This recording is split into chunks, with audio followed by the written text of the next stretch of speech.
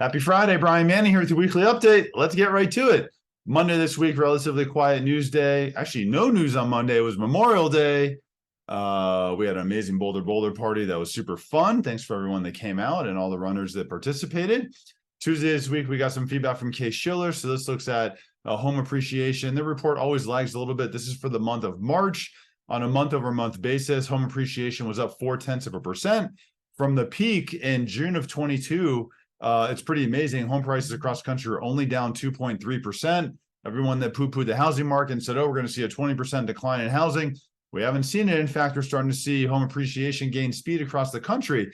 If we look at the FHFA also looks at the month of March and says that home appreciation was up 0.6%. So the difference is this. Case-Shiller looks at all transactions, primary residences, second homes, investment properties, people that are retaining a mortgage, people that are paying cash. FHFA strips out the cash buyers and only looks at people that are getting a mortgage with a conventional loan across the country. And that was up 0.6% on a year-over-year basis, up 3.6%.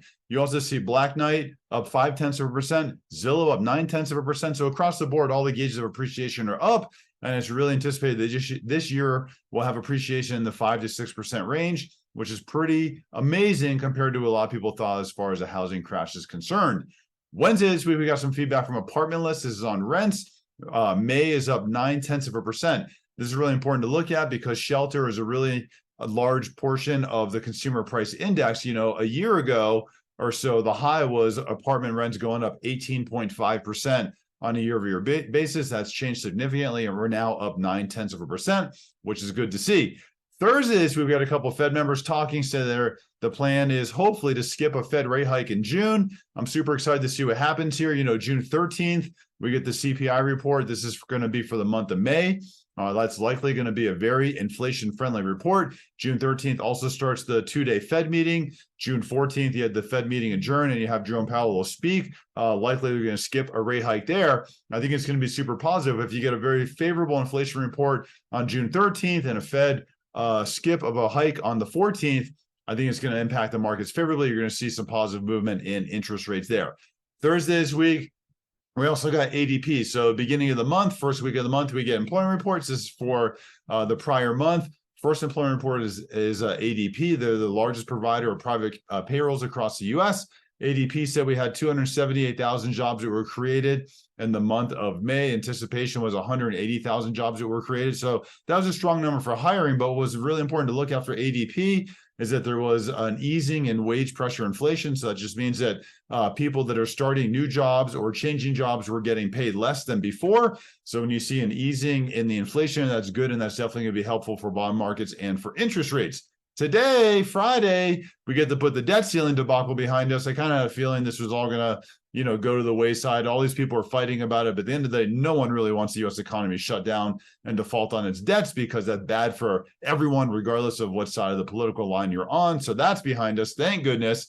And then we also get the BLS report. This is the Bureau of Labor Statistics. So this is the government's employment report. So there's two types of reports that we get here. The first one we get is what's called the Establishment Survey. In the Establishment Survey, there's a lot of modeling that takes place. One thing they look at is what's called the birth-death ratio. So they look at how many companies were opened in the month of May, and the companies that were open, so new companies that were started, what industry were they in? And based on the companies that were open, the industry they were in, how many people would they historically hire? Also, how many companies went out of business? The companies went out of business, what industry were they in? And based on the companies that went out of business and the industry they were in, how many people would they fire or lay off? So that's how you get a lot of modeling in there. That was a really strong number. They came back and showed there's 339,000 jobs created in the month of May. Expectations was 190,000. But the flip side of that is then you get what's called the household survey. So household survey is when they call households and they start to determine how many people were hired. And this is also how they come up with the unemployment rate. Household survey showed that 310,000 jobs were lost across the country in the month of May. So definitely some conflicting info there. What's important to really note about the household survey is that the unemployment rate moved from 3.4% to 3.7%.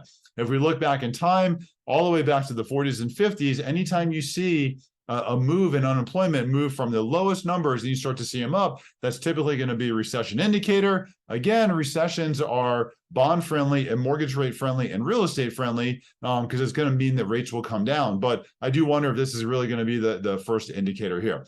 Also, the BLS report was very friendly for wages as well. Just like ADP, we started to see easing in wage pressure inflation. Again, inflation data is coming down is good. That's definitely going to help mortgage rates. I'm around all weekend. If you have any questions, let me know. If you want to go through our home buyer consultation, you want to learn how we're closing purchase transactions in 10 days, give me a call. I'd love to help you. Happy Friday. Have a great day.